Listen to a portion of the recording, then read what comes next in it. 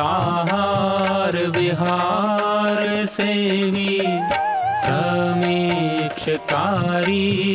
विषये स्वसक्तः दाता समः सत्यपरः क्षमावान् आप्तोपसेवी च भवत्यरोगः।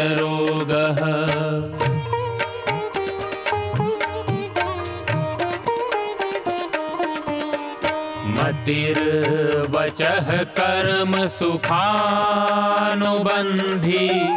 सत्वं विधेयं विशदा च बुद्धिः ज्ञानं तपः तत्परता च योगे यस्यास्ति तं नानुतपन्ति रोगाः।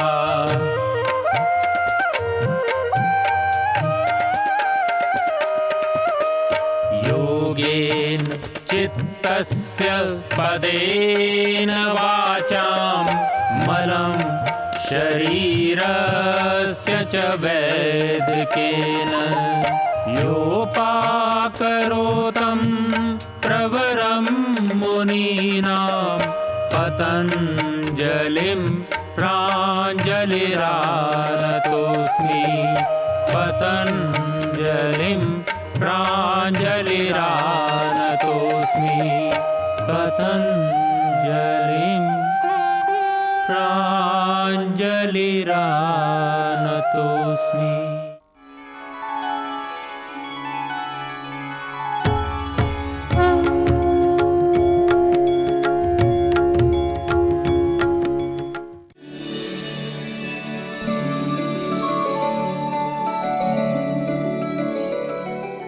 संपूर्ण स्वास्थ्य विज्ञान एवं दर्शन आयुर्वेद के अंतर्गत हमने आपको आयुर्वेद के बहुत सारे रहस्यों से, विज्ञान से और आयुर्वेद के दर्शन से जोड़ने का प्रयास किया। हम इससे पहले चर्चा कर रहे थे सप्त धातुओं के संदर्भ में। रस, रक्त आदि जो सप्त धातुएं हैं, ये शरीर के धारण करने में इनकी बहुत महत्वपूर्ण भूमिका होती है। संपूर्ण ये रस धातु आदि जो सप्त धातुओं के निर्माण के बाद में जो सार तत्व है, जिसकी बहुत ही हमारे शास्त्रों में बड़ी महत्ता है, विशेष कर के साधना में भी उसकी बहुत ही महत्ता है, जीवन के संयम और सदाचार से उसका संबंध है, वह है ओज। ओज, तेज, ये शब्द हमारे शास्त्रों में बहुत ज़्यादा हम वर्णन करते हैं। तेज की प्राप्ति के लिए, ओज के लिए, ओज है क्या, उसकी आवश्यकता क्यों है और उससे होता क्या है, आज मैं आपको ये बताने का प्रयास करूँगा। और जो हमारे यहाँ जो ब्रह्मचर्य आदि की जो पालन की बात की गई है, मरणम बिंदु पाते न कह करके, जो शुक्र आदि क्षय, क्योंकि शुक्र के माध्यम से ही जो शरीर का जो ओज है वो निकल जाता है। वो शुक्र के अंदर सन्निहित पूरी जो प्रक्रिया है, उसके अंदर की जो शक्ति है उसको ओज कहा गया है। तो रस धातु से शुक्र धातु के निर्माण पर्यंत की जो समस्त जो प्रक्रिया है उससे जो निर्मित है, यानी कि जिसको हम कह सकते हैं कि ओज क्या है। ओज एक तरह से सिर्फ शुक्र का सार नहीं है, वो सप्तांग सार है।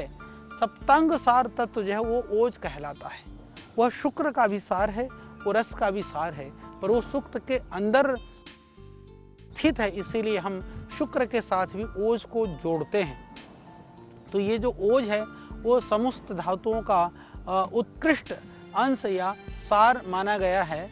और यदि चिकित्सकीय आयुर्वेदीय भाषा में हम देखें तो इसे हम बल भी कहते हैं। जिस प्रकार से मधुमक्खियाँ जो होती हैं फूलों की सार, यानी कि फूलों का सार क्या है, पराग से शहद एकत्र करती हैं, इसी प्रकार से जो पाचक, जो पित्त और अग्नियाँ धातुओं के सार से ओज को एकत्र करती हैं।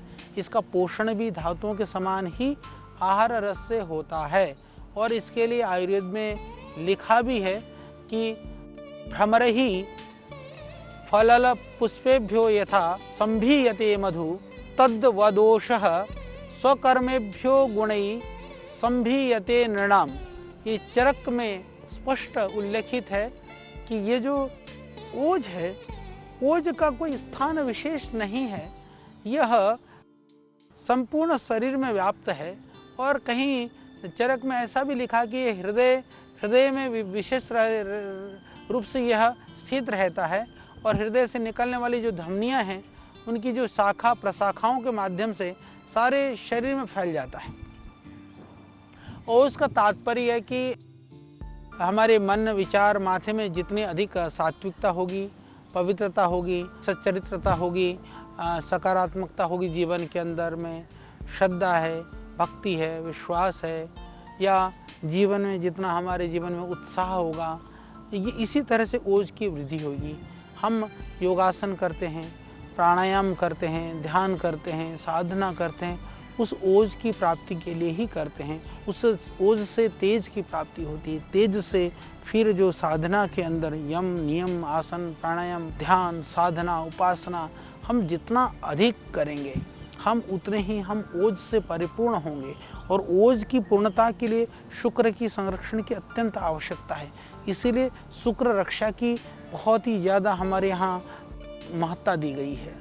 इसीलिए शुक्र आदि धातुओं के शरण के लिए हमको सावधान किया गया है।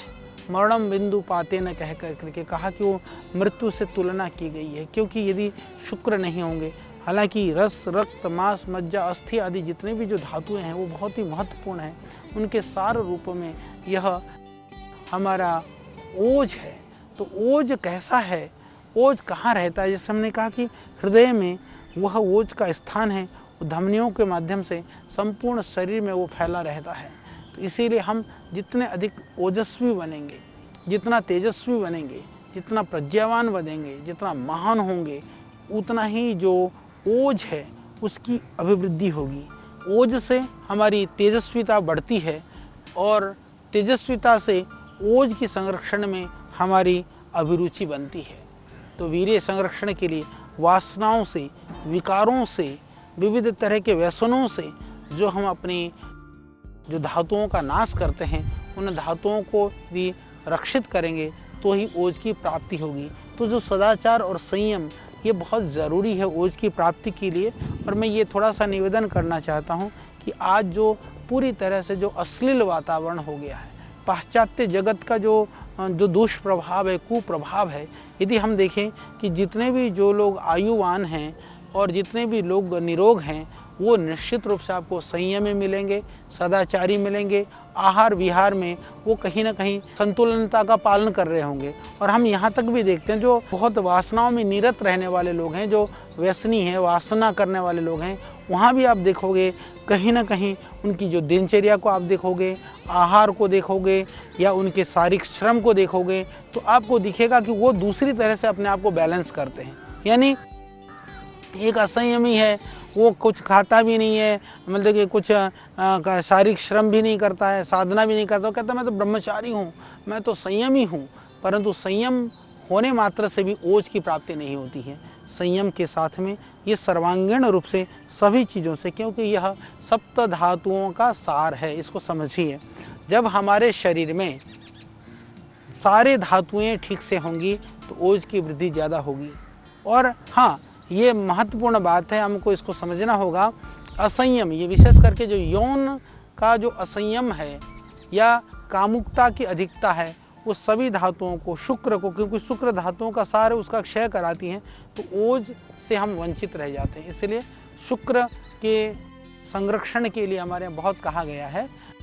बाकी भी जो सदाचार आदि का पालन है, सप्त धातुओं के संरक्षण का हमको उपाय करना चाहिए, जिससे कि हम ओज से युक्त हों।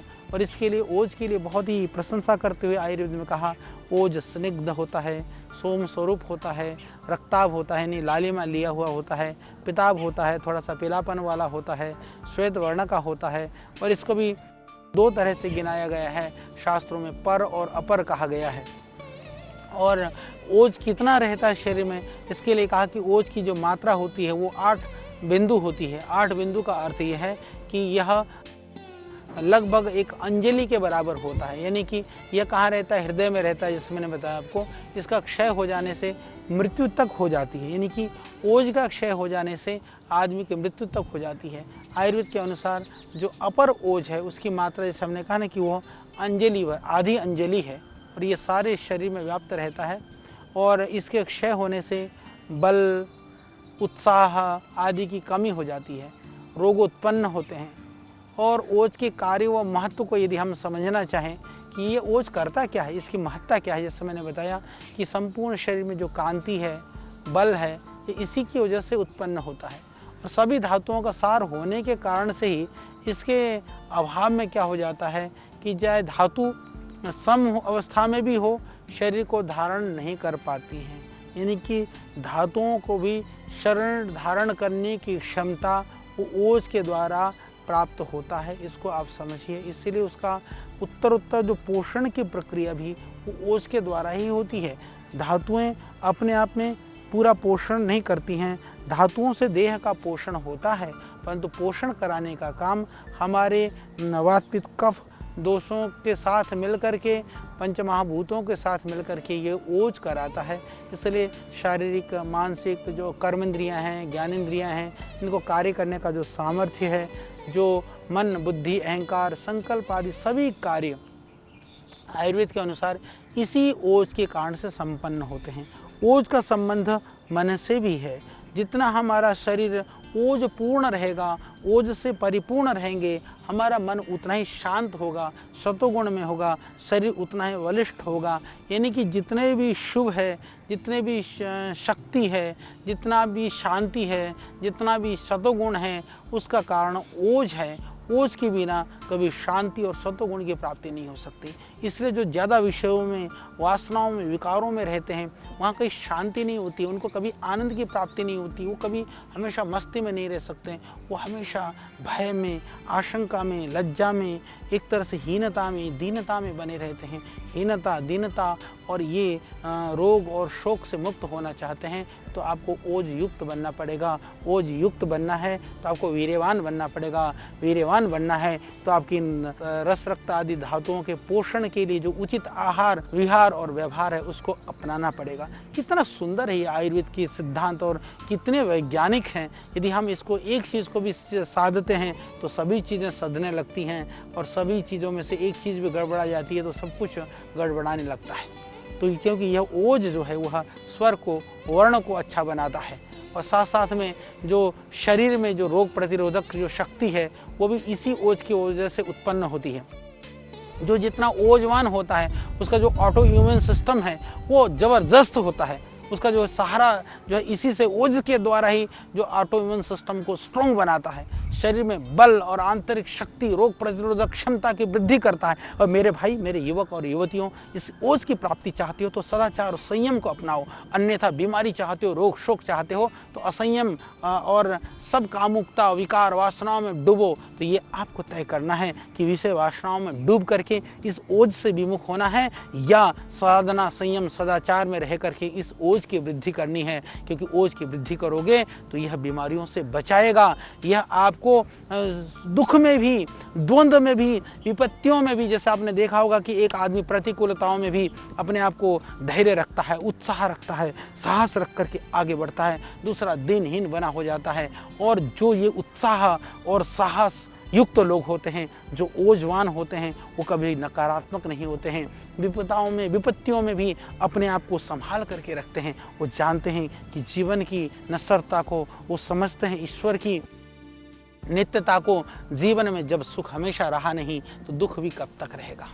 ये जो समझने की जो क्षमता है वो ओज के द्वारा ही प्राप्त होती है। ओज है सकारात्मकता, ओज है सात्विकता, ओज है जीवन की शक्ति, ओज है प्राण का आधार। तो यह जीवन और प्राणों का आधार होने की वजह से हम ये कह सकते हैं। कुछ विद्वान लोग ये भी कहते हैं कि ये धातुओं की तरह से ये उपधातु है, वस्तुतः ये उपधातु नहीं है।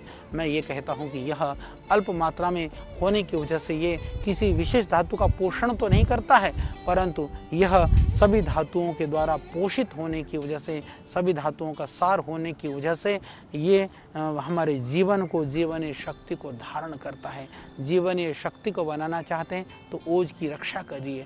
यदि जीवनीय शक्तियों को खत्म करना चाहते हैं तो ओज का क्षय करिए।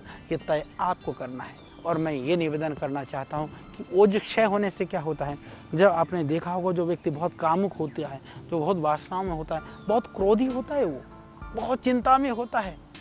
जो बहुत कामुक नहीं होता, बहुत क्रोधी नहीं होता, हमेशा ध्यान रख लेना। भगवान योगेश्वर श्री कृष्ण ने भी बताया है कि कामात् क्रोध संजायते, कि काम से क्रोध की उत्पत्ति होती है। विकारों के सागर में आदमी गोते लगाने लग जाता है। तो उस विकारों के सागर के गोतों से बचना है, उस सागर से में डूबने से बचना है। ओज की संरक्षण करिए, धातुओं की रक्षा करिए, ये बहुत ज़रूरी है। कभी भी साधन, संयम, सदाचार की इसलिए तो आवश्यकता है। यदि नहीं करोगे, क्रोध बढ़ेगा, चिंता बढ़ेगी, भय बढ़ेगा, शोक बढ़ेगा, रोग बढ़ेगा, वियोग होगा, नुकसान, अपमान, अज्ञान होगा। ये मानसिक आवेग आने लगेंगे।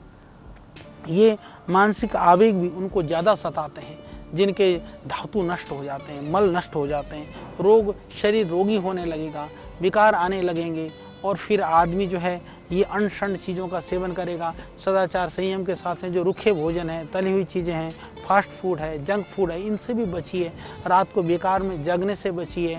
किसी कारण से भी जो भी हमारे कफ हैं, रक्त है, शुक्र है, मल है, इनकी मात्रा से जो है जो ज़्यादा विसर्जन होने से, इनके कारण से कोई रोग आने की वजह से, बाहर के आघात आदि से भी ये ओज का क्षय होता है। तो ओज का क्षय एक तो होता है विकारों की वजह से, एक तो होता है वासनाओं की वजह से। वासना साक्षात जब हम काम वासनाओं में होते हैं, विकार जो हम मानसिक विकारों में, तनाव अवसाद में होते हैं। तीसरा रोग की वजह से भी होता है। शरीर में यदि बीमारी हो गई, कोई भी बीमारी लग गई, तो स्वतः ही ओज का क्षय होने लगता है। तो इसलिए जानबूझ करके तो हम ओज का क्षय ना होने दें। पर किसी भी रोग और बीमारी के कारण से ओज का क्षय हुआ है तो उस बीमारी को जल्दी से जल्दी ठीक करने का प्रयास करें। और उसको ठीक करने के लिए भी मानसिक रूप से आप जितने सकारात्मक होंगे, जितना दृढ़ होंगे, उतने ही जल्दी वह बीमारी भी ठीक होने लगेगी।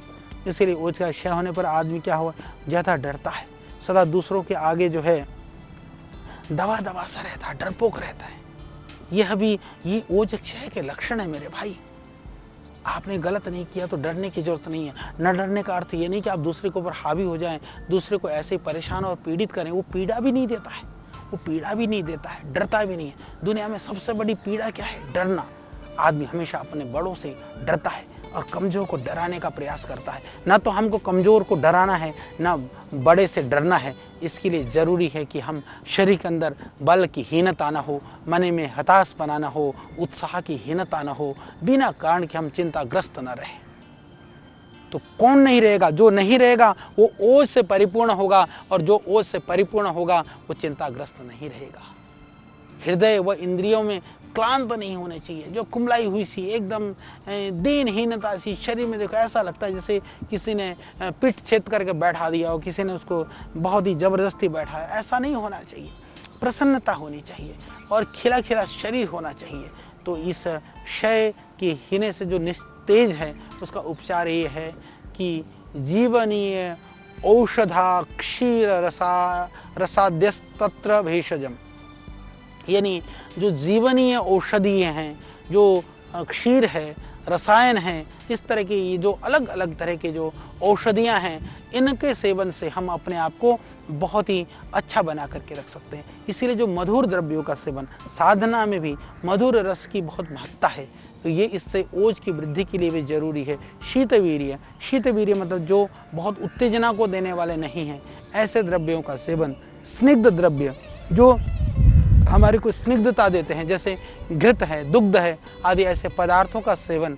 लघु जो हल्के पदार्थ हैं, ऐसे पदार्थों का सेवन। जो सात्म्य है, सात्म्य का अर्थ है कि जो अनुकूल है, जो हमारे शरीर के लिए अनुकूल है। आपको पता होता है कि मैं ये खाऊंगा तो मेरा शरीर बिगड़ेगा, तो बिल्कुल मत खाइए।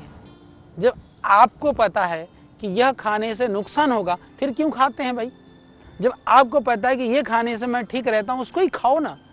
खा करके बीमार हो करके हम यदि वैद्य और डॉक्टर के पास जाएं, इससे अच्छा है कि हम स्वयं ही सावधानी से उसको खाने से बचें।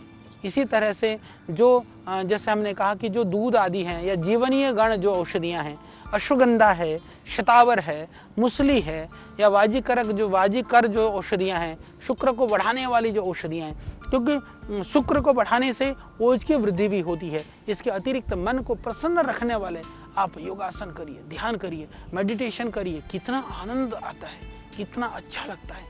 आपको कुछ भी नहीं आता है तो भी थोड़ी देर आंख बंद करके बैठने का अभ्यास करिए। शास्त्रों में ओंकार का जप करिए, गायत्री मंत्र का जप करिए। हमने देखा है गायत्री मंत्र को शास्त्रों में महामंत्र कहा गया है। महामंत्र का जप करिए, फिर आपकी शरीर की जो तंदुरुस्ती है वो बढ़ेगी, मन की शांति बढ़ेगी, उससे ओज की वृद्धि भी होगी।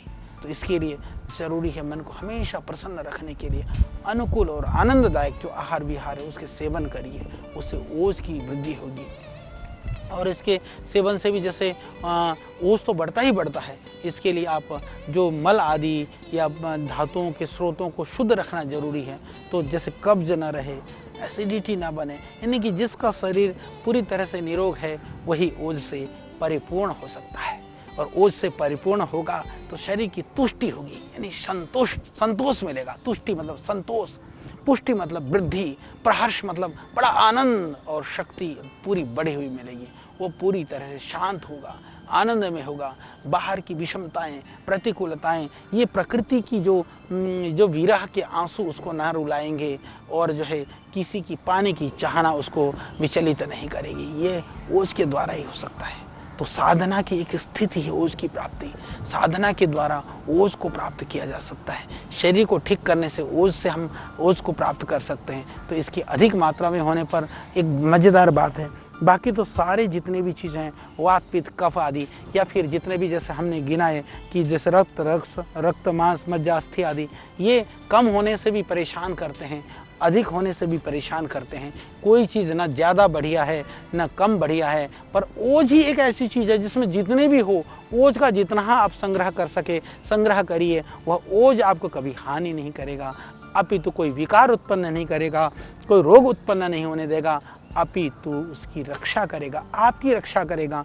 मानसिक रूप से आपकी रक्षा करेगा, शारीरिक रूप से आपकी रक्षा करेगा, बौद्धिक रूप से आपकी रक्षा करेगा, सामाजिक रूप से आपकी रक्षा करेगा। हर तरह से हर आपका कार्य, व्यवहार, वाणी, हर चीज़ को करने में वो आपकी रक्षा करेगा। इसीलिए मेरा निवेदन है, बच्चों को भी आप इस ओज के विषय में बताइए कि भाई वीर्य के क्षय होने से, शुक्र के क्षय होने से, रस रक्त मांस मज्जा आदि के क्षय होने से न केवल वो धातुओं का क्षय होता है, अपितु उससे ओज का भी क्षय होता है। इसलिए उन बच्चों को भी आप बताइए, समझाइए कि उसको उस तरह से उनको तैयार करिए कि बच्चों को ओजवर्धक जो आहार है, विशेष रूप से जैसे दूध है, घृत है, फल हैं, जो सात्विक आहार है उनको दीजिए, जिससे वो बलवान बने, तेजस्वी बने, प्रज्ञावान बने, चरित्रवान बने, महान बने।